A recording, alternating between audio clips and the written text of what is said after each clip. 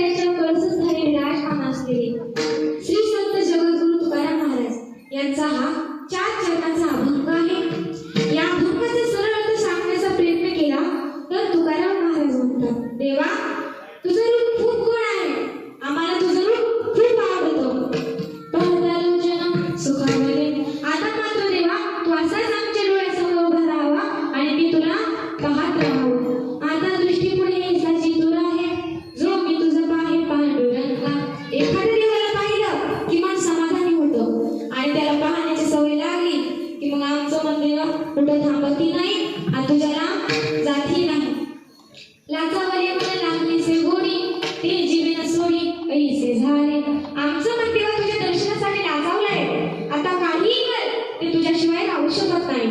तुका आत्मने आम्ही मागावी निवाळी, पुरवा मिळाली माय बाप। एवढी आमची इच्छा आहे ती तुम्ही पुरवावी, तुम्ही आमचे माय बाप आहात। विठ्ठल विठ्ठल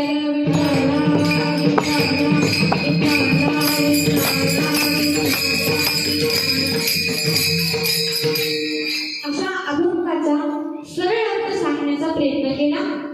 अभंगाचा सरळ अर्थ हा असे काही माझे म्हणणे नाही, कारण जसे पक्षी आपल्या शक्तीने आकाशात भरारी घेतात तसे मी माझ्या बुद्धीच्या शक्तीने अभंगाचा सरळ अर्थ सांगण्याचा प्रयत्न केला।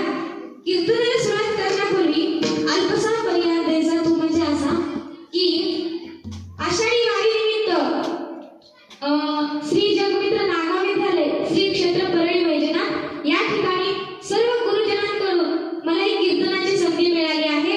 मला सरांनी सांगितले की तुझे इथे कीर्तन ठेवायचं, मला मी हो म्हणलं, म्हणून सर्व गुरुजनांकडून मला इथे कीर्तन करण्याची संधी मिळाली। विठ्ठल विठ्ठल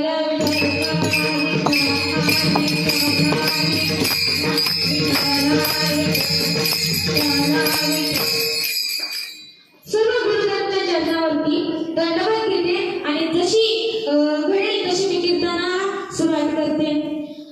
आज पवित्र अशी आषाढी एकादशी आहे। हिंदू धर्मामध्ये आणि वारकरी संप्रदायामध्ये आषाढी एकादशीला महत्त्व मानलं जातं। आता उद्या पंढरपूरमध्ये संकट टाळकरी भजनी मंडळ सर्व उद्या पंढरपूरला जातात आणि पांडुरंगाचं दर्शन करतात। त्याच प्रकारे आषाढी एकादशी खूप महत्त्वाची आहे। विठ्ठल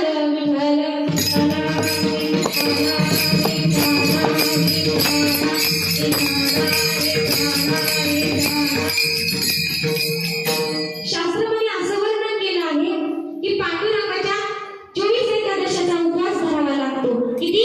24 एकादशीचा उपवास धरावा लागतो। पण आपण धरतात का? नाही। धरतात का? नाही।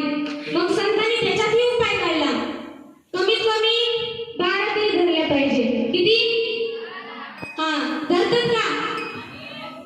मग त्याच्यातही संतांनी उपाय काढला, कमीत कमी 4 तरी धरले पाहिजे। किती? 4। पण आपण तेही धरत नाही। की कोणत्या? आषाढी, कार्तिकी, माघवारी आणि चैत्रवारी या 4 तरी धरले पाहिजे, पण आपण ह्याही धरत नाही। मग संतांनी त्याच्यात उपाय काढला, कमीत कमी 2 तरी धरले पाहिजे। किती? आषाढी आणि कार्तिकी, पण आपण त्याही धरले नाही। आणि त्याही धरले नाही मग एखादा तळ्या जायचा जीव द्यायचा, त्याही नाही धरल्यामुळे, कारण हा आषाढी आणि कार्तिकी वारी आपला उपवास हा धरला पाहिजे। विठ्ठल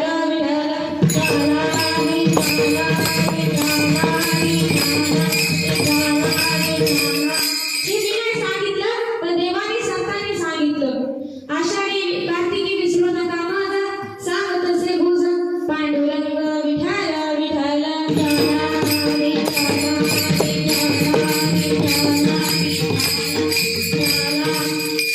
सुंदर असा कार्यक्रम आयोजित केलेला आहे।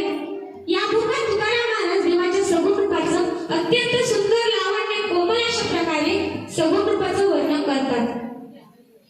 सगुण रूपाने तुझ्या प्रत्येक ठिकाणी भरलेला आहे। शास्त्र देवाचे 2 रूप सांगितले आहेत, एक सगुण आणि दुसरा निर्गुण। या 2 रूपाचं आपल्याला चिंतन शास्त्रात पाहायला मिळतं। पण प्रश्न असा पडतो की सगुण कशाला म्हणतात आणि निर्गुण कशाला म्हणतात? तर सगुण म्हणजे काय तर ऐका, सगुण म्हणजे जे आपल्या डोळ्याला दिसतं त्याला सगुण म्हणतात, आणि निर्गुण म्हणजे जे आपल्या डोळ्याला दिसत नाही